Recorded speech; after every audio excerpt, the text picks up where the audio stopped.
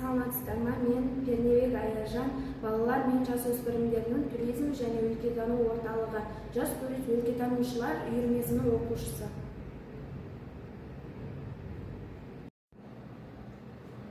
Менің отаныма, менің бастамам аты аудандық шығармашылық жобалар байқауы. Қазақстанның 100 жаңа есімі. Жоба тақырыбы жас келсе іске.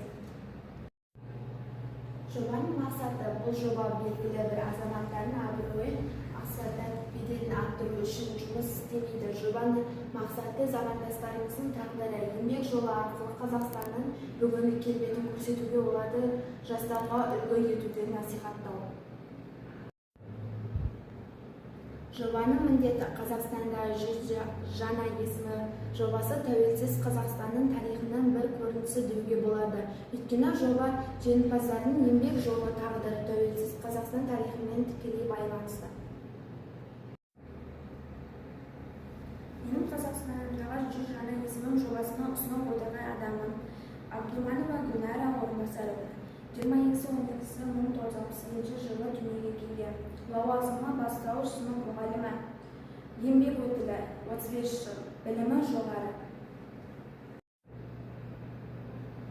Кәсіби қызмет еңбек жолы 1990 жылы Ботай Батыр атындағы орта мектебіндегі бастауыш сынып мұғалімі болып жұмысқа орналасты. 1993 жылдан бастап Тұрар Рысқұлов атындағы мектеп-лицейінен бастауыш сынып мұғалімі болып жұмысқа орналасты. Мұғалімнің жетістіктері 2004 жылы мен зерттеуге үйренемін облыстық болған зерттеушілер байқауы бірінші орын диплом. Республикалық үздік қазақ тілі интернет сайт сыйлығында байқауы Мұғалімнің жетістіктері 2014 жылы мен зерттеуге үйренемін облыстық балғын зерттеушілер байқауы бірінші орын диплом. Ол кісінің жетістігі көп, мен соңғы 3 жылдық жетістігін алдым.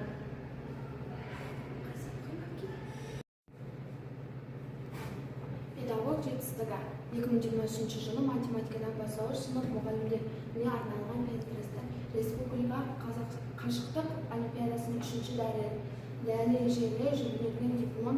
2024 жылы тағылым республикалық ғылыми-әдістемелік журналы ұйымдастырылған Қазақстан педагог зерттеушілер үздік мақала әдістемелік және инновация республика конкурсының үздік мақала номинациясы бойынша бірінші орын алғаны үшін марапатталады. Оқушы жетістігі 2023 жылы кенгуру ойын конкурсына 11 оқушы қатысып, бәрі жүлделі орындар алды. 2025 жылы Ақбота зияткерлік олимпиадасына 4 оқушы қатысып, бәрі жүлделі орындар алды. 2024 жылы оқу-ағарту министрлігінің Ыбырай Алтынсарин төсбелгісімен марапатталды. Ол марапатты аудан әкімі табыстады. Бастауыш сыныптың математика пәнінен арнап құрастырған математика және біз авторлық бағдарламасы, хаттамасы, сертификаты, дипломы. Қорытынды айтқанда 100 жаңа есім бұл тәуелсіз Қазақстан тарихының 100 есімге сыйғызған елбасының ерекше бастамасы. Бүгінгі таңда өткен жау жүрек батыр бабаларымыздың орақ тілде билерімізбен жырауларымыздың дәптеп қан қоймай бүгінгі тәуелсіз Қазақстанның еңбек майданы ел дамуына ерен үлес қосып жүрген тұлғаларды насихаттау маңызы зор.